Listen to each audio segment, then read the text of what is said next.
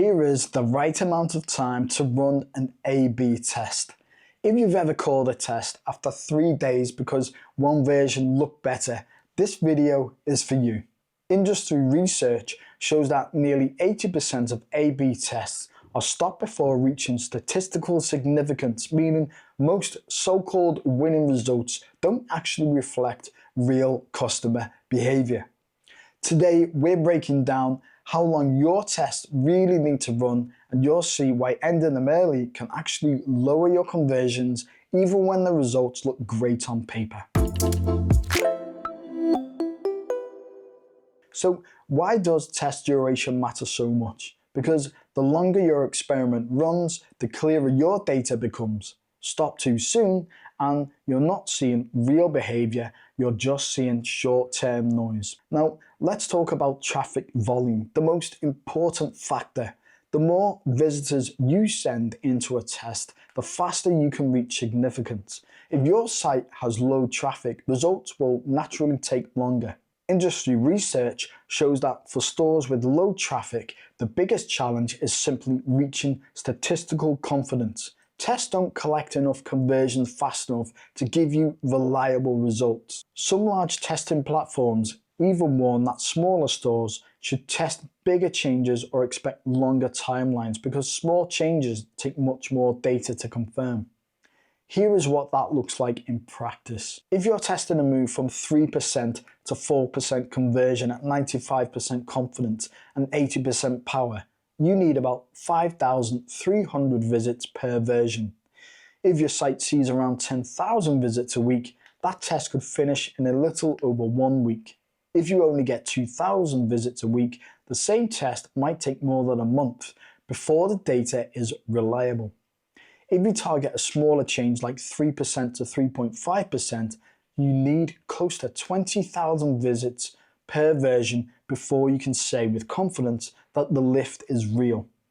If your traffic is limited, you have two choices: test bigger, more meaningful changes, or plan to run your test longer. But traffic isn't the only thing that affects how long your tests should run. The size of your change you want to measure also plays a big role, and that's where many teams underestimate how long it really takes to get trustworthy results. Conversion rate and minimum detectable effect, MDE. Once you know how much traffic you can send into a test, the next question is this: what kind of improvement are you hoping to see? In A/B testing, that improvement is called a lift. It means how much better one version performs compared to another. For example, moving your conversion rate from 3% to 4% is a 1-point lift. The smaller the lift you want to detect, the more data and time you will need to prove it's real. A 1% increase might sound small, but it can take several times longer to confirm because it is harder to tell if that difference is real or just random traffic behavior. Industry research shows that when your sample size is small, tests can stretch for weeks or even months before reaching significance.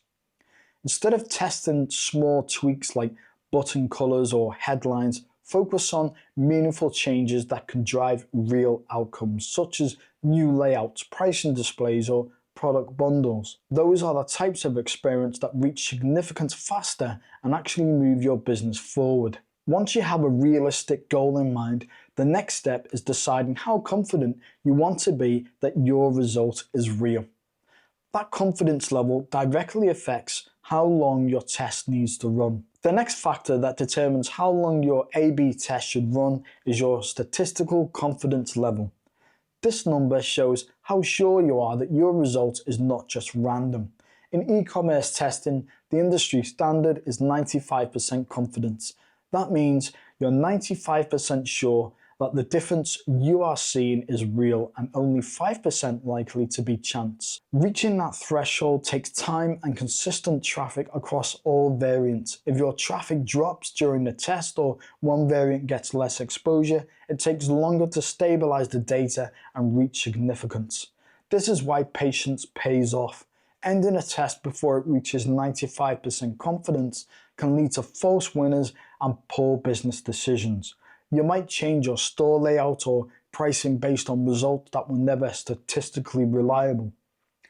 The length of your test directly affects how much you can trust your data, and how much you can trust your data directly affects your bottom line. Once you understand your confidence level, the next step is making sure your test has enough statistical power to detect real differences when they exist. Even if your test setup is perfect, outside factors can still affect your results. Things like seasonality, holidays, sales events, or paid traffic spikes can create short-term behaviors that do not reflect your usual customers.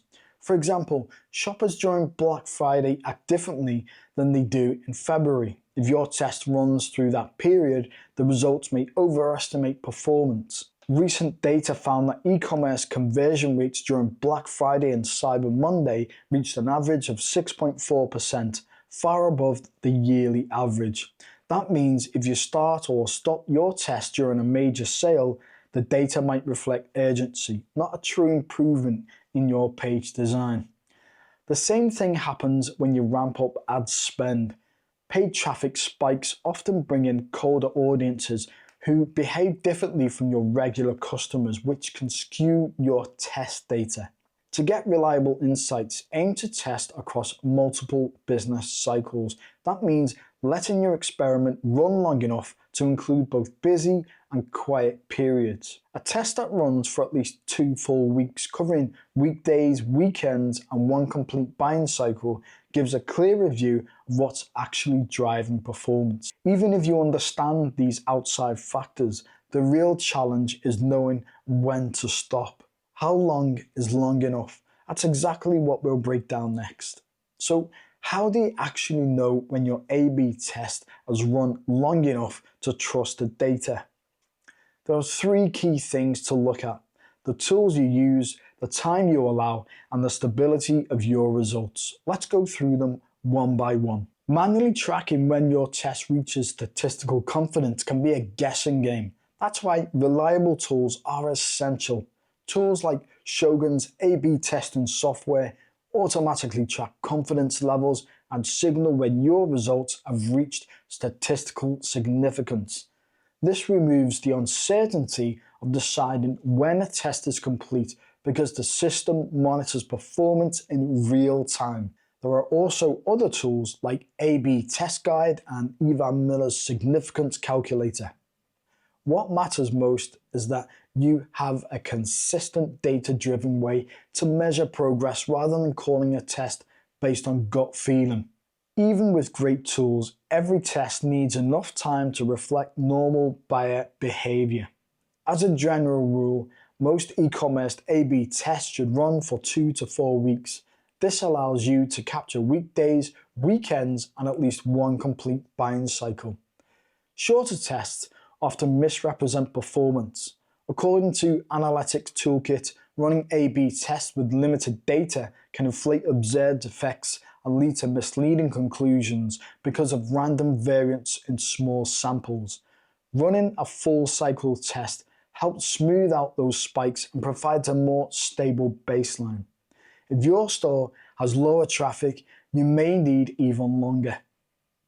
A brand with 5,000 visits per week could take twice as long to reach 95% confidence as a store with 50,000 weekly visits. Patience here directly translates into accuracy later. Finally, time alone is not enough. What you're really looking for is stability. If conversion rates for both variants have flattened and your confidence level stays steady above 95%, your test has likely reached a reliable conclusion. But if those lines keep crossing or your confidence percentage keeps jumping up and down, the data is still immature.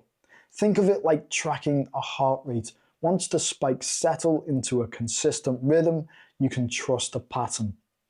When you focus on statistical stability and confidence over arbitrary deadlines, your business decisions become more accurate and less emotional. In short, the right duration is not about waiting the longest, it's about waiting smart. How long should you really wait before ending a test? Too soon and you risk chasing random spikes. Too long and you could waste valuable time that could go into your next experiment. The key is learning to trust data, not impatience. When your results reach confidence, hold steady, and tell a consistent story, that's when you act and not before. If you're a merchant on Shopify and you're interested in getting started with A/B testing, you should check out the Shogun A/B testing app. Shogun makes it easy to run tests, interpret results, and determine exactly how long you should let your tests run until you've reached the right confidence level.